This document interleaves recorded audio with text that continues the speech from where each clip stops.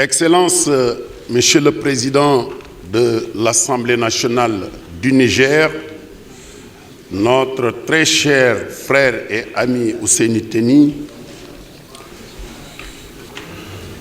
Excellence, Madame la ministre Salamata Balagoua, notre ministre et ancienne collègue, qui est une des nôtres parce que ancienne députée du Parlement de la 2e législature, de la 4e législature, et bien évidemment, si je peux m'en arrêter là,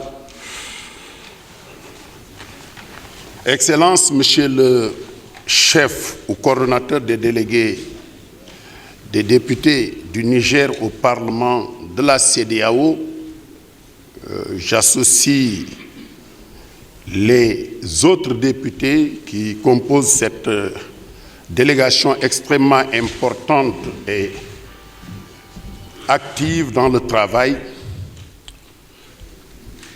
Monsieur le Président Ali Nouhoum Diallo, professeur, premier président du Parlement de la CEDEAO, qui nous a balisé la voie, bien évidemment.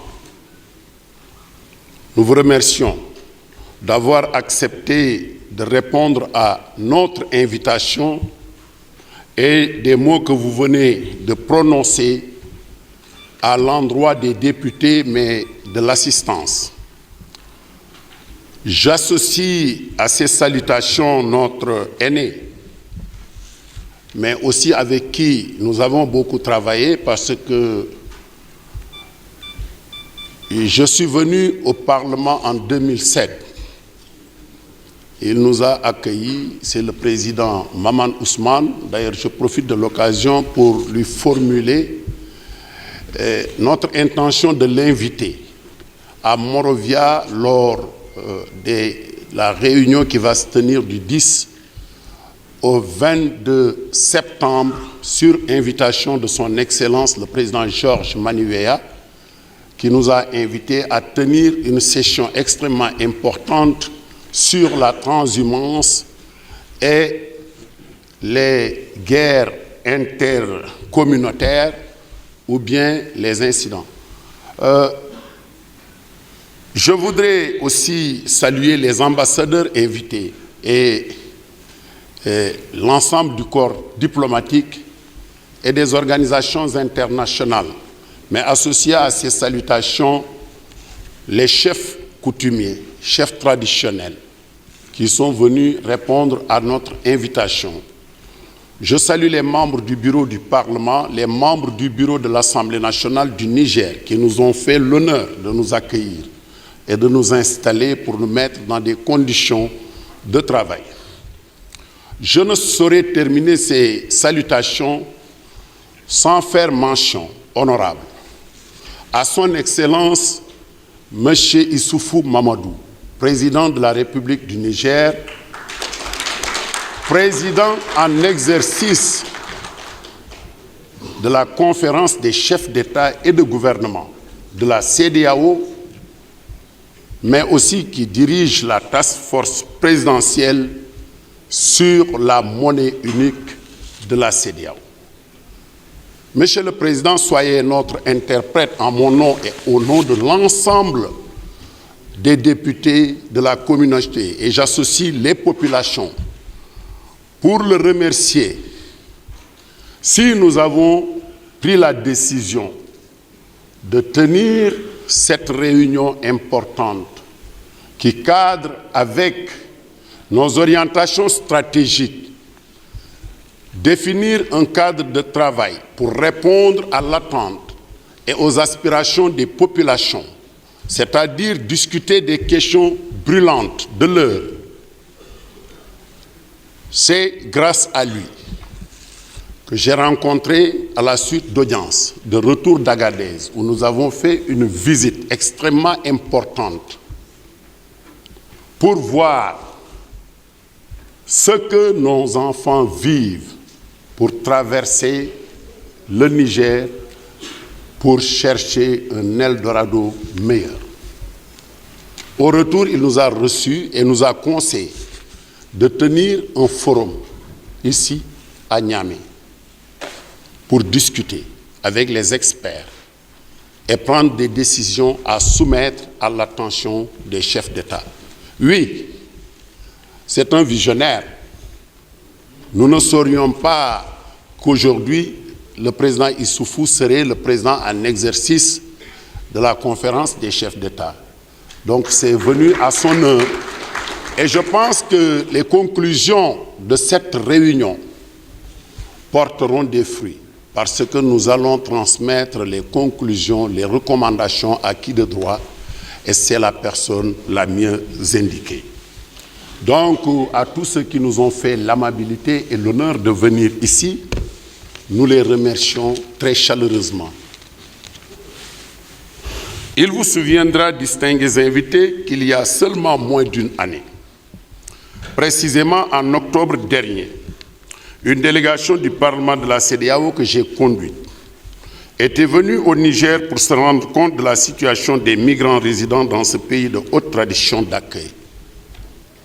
Oui, je dis bien de haute tradition d'accueil, car nous avions pu, au cours de notre mission, nous rendre à Agadez, cette région d'hospitalité légendaire qui reçoit les milliers de nos concitoyens en partance ou au retour de cette aventure périlleuse qu'est la migration. Monsieur le Président, Mesdames et Messieurs, permettez-moi encore une fois de saluer cette légendaire tradition d'hospitalité du peuple nigérien avec à sa tête son président Issoufou Mamadou.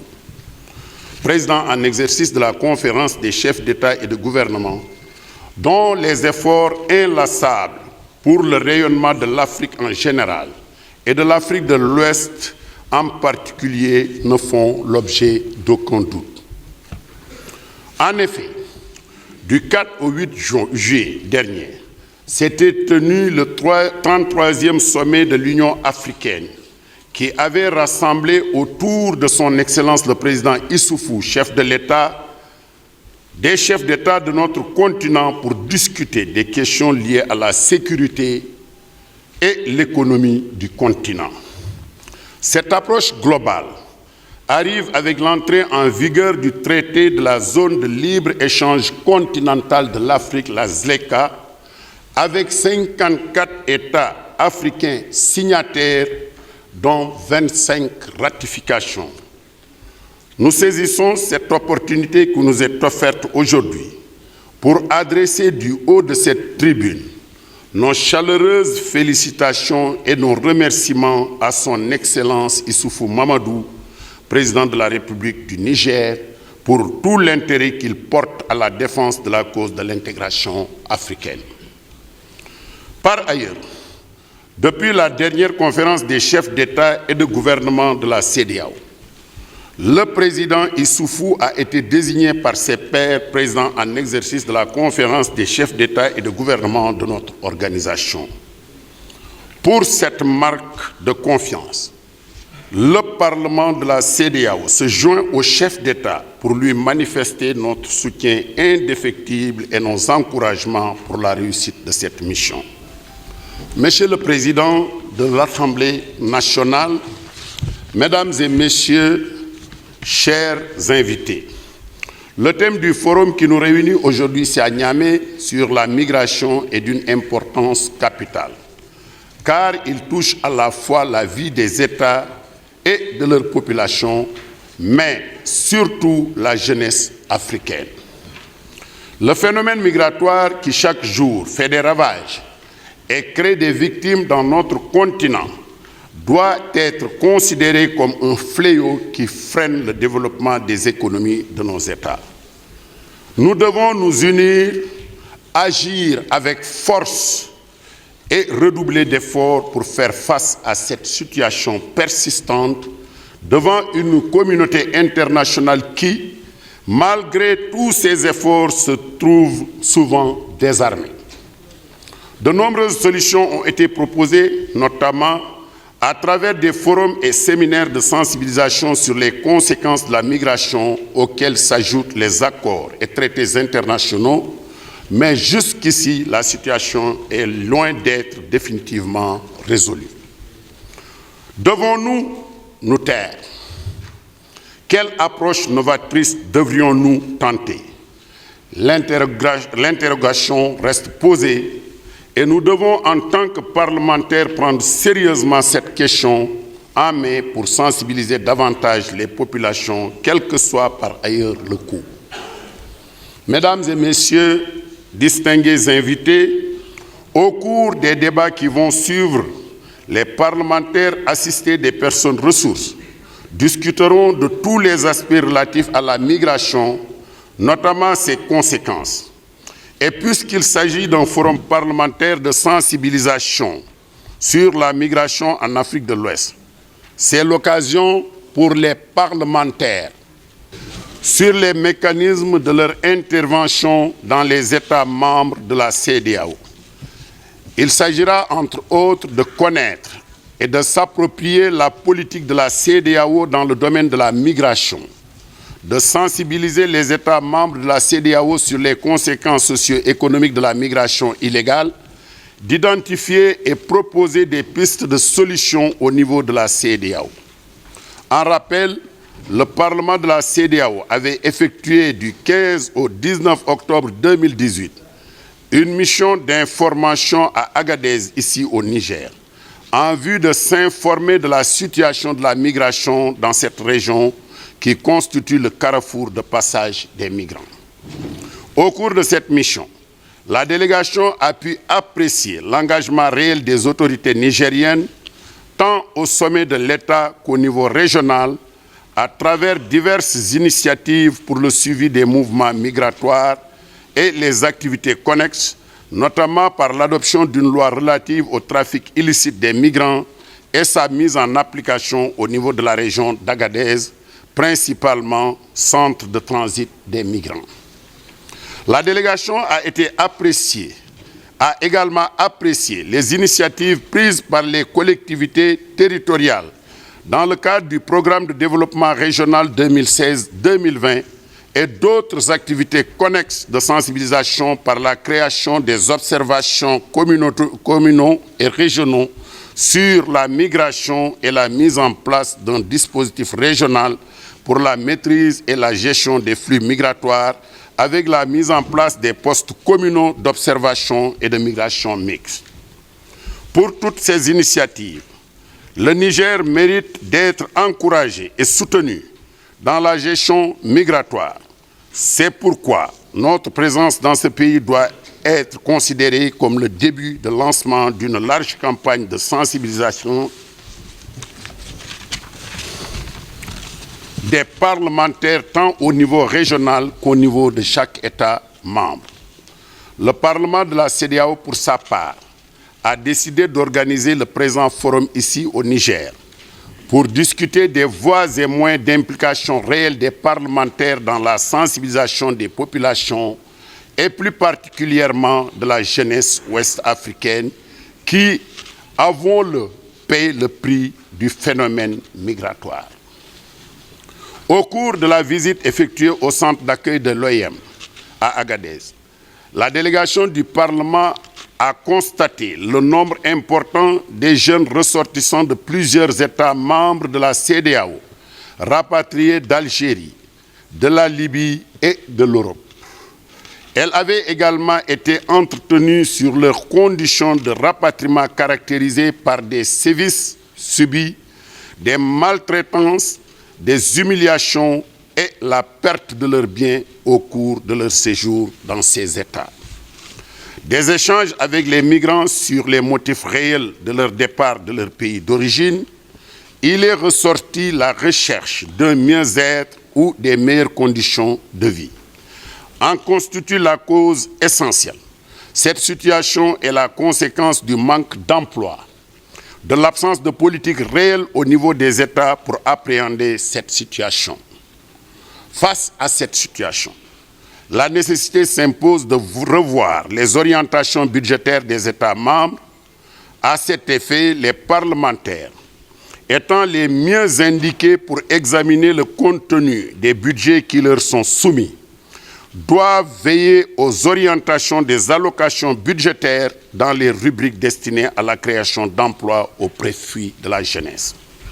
De notre point de vue, il appartient au gouvernement des États de tenir compte des conséquences issues de la migration pour prévoir des crédits budgétaires conséquents destinés à créer des micro-projets au profit de la jeunesse susceptibles d'employer la jeunesse dans les travaux d'infrastructure engagés dans les États en vue de son insertion dans le circuit de production.